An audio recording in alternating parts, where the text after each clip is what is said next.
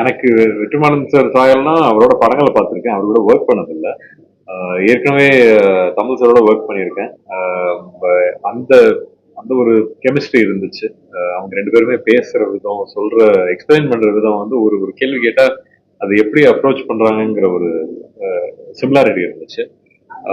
தமிழ் சாரோட கதை, இந்த கதையை எடுத்து சுரேஷ் சார் எடுத்துட்டு வந்துட்டு போது நான் ஃபர்ஸ்ட் எனக்கு கதை வந்து ஃபர்ஸ்ட் பிச் பண்ணது வந்து தமிழ் சார் தான். ஏன்னா ஏற்கனவே நல்லா தெரியும், பழக்கம் உண்டு.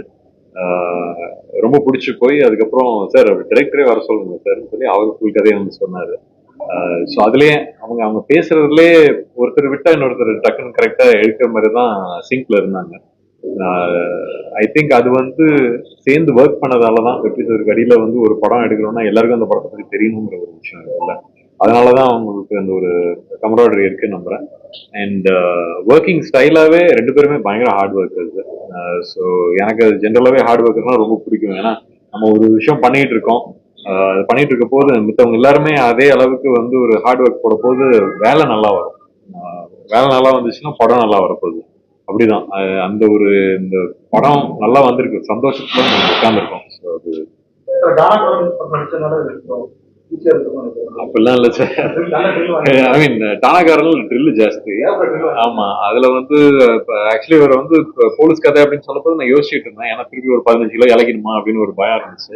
பட் இல்ல இல்ல சார், கொஞ்சம் வெயிட் ஏறணும் தான் சொன்னேன். வெயிட் போடுறதா கஷ்டம், இறங்குறது தானே கஷ்டம்.